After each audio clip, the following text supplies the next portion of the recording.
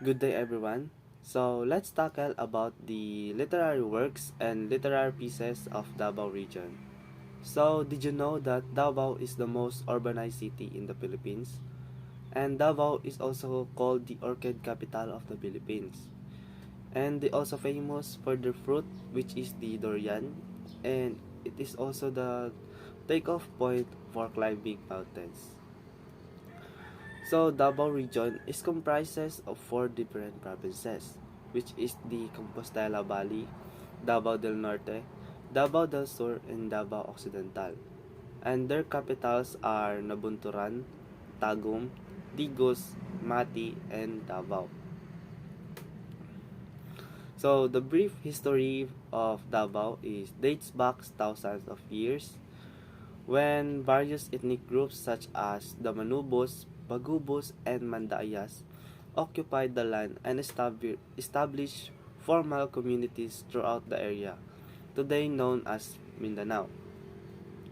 For centuries, these people lived in relative peace, and Davao is derived its name from the great river, which is the early Tagabawa called it Dabu, and the Guengans called it Duwao, and called it the other tribe Ubo called it Dabu. Later, the three names given to the river by these early natives were incorporated into what we call now this is Davao. And the dialect spoken in this region is Cebuano, Tagalog, Dabawenyo, Hiligaynon, Bagubo, Tagakaulo, Manobo, Maguindanao, Mandaya, Blaan, Ilocano, Waray, and other more. And the literary works of Region 11, Bagubo Riddles. So, Bagubo comes from Bago, meaning new, recent, and Ubo or Ubo, meaning growth. Grow so that the terms refers to a recent formation of people along the coast of Davao Gulf. In the Philippines, Bagubo riddles are the folklore of the people of Bagubo tribe, written in the Tagabawa language. The Tagabawa people refers to themselves as Bagubo. The riddles are the collections of tales and myths written in their unique language. These riddles are verses about nature, animal, and people that have been down in the Bagubo tribe tradition and heritage. So this is the example of Bagubo riddles. So first is the Bagubo language. Aro kami sa anak ta Mahindanao na asad idat saysay na dinog tad sinagaw means ahong, and this is the English translation. You guess what it is, Maguindanao child. As far even as Saysay could be heard its cry. So it is gong. The ahong word of Bagubo is gong in English translation. Next is the Adipinaw inis anak Arwarak kamas tasudo. Naduli na idaren, which is Bavot Kavi. And this is the English translation of that. When the man and woman leaves, he or she make but two footprints. At the time he or she returns. So it is called the carrying bag. So that is the translation of the Bagubo riddles. And next is the Sikaw Warad Ad Sikaw Warad Tavodu, which is Buyag. And this the English translation is guess what it is. You would not be with your belt. So it is the parents. Next is the Kaulo folk song, which is Gindaya. So this Gindaya is a verse ceremony chanted antiphonical and alternately by two chords of the Genium.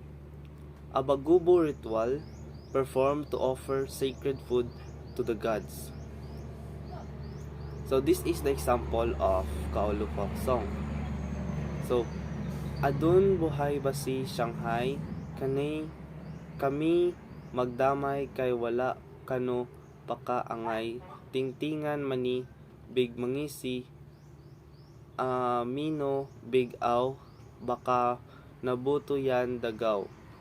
Pagtabayan mami lige bligeb, nami adi pangkay, walay imuan, walay sa buhay iman muway. Bituon kon ayaw gaw bet, di galo magsinan.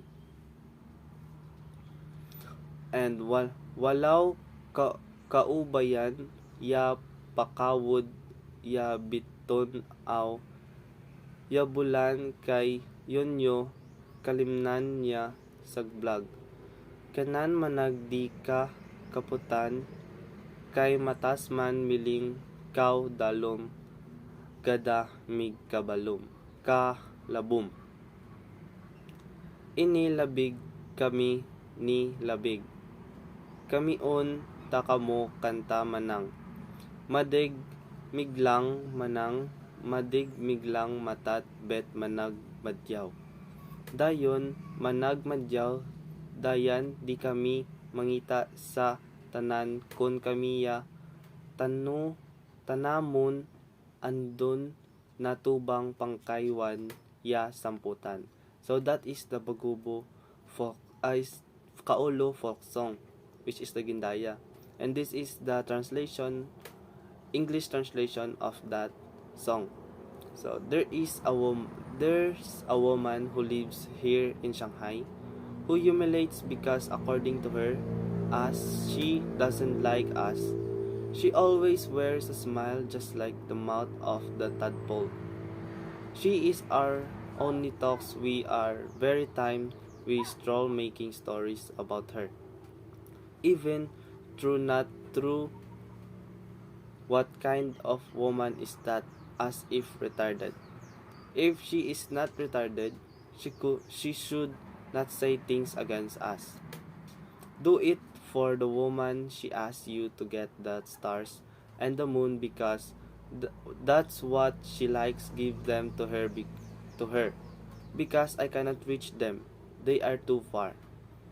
Here we are to sing a song for you. Many said that we're good, we don't seek for a war. But if we're attacked, we will fight no matter what happens. So that is the translation of the Kaolo folk song, which is the Gindaya. And that's all for my report, which is the literary works and literary pieces of Davao region. Thank you.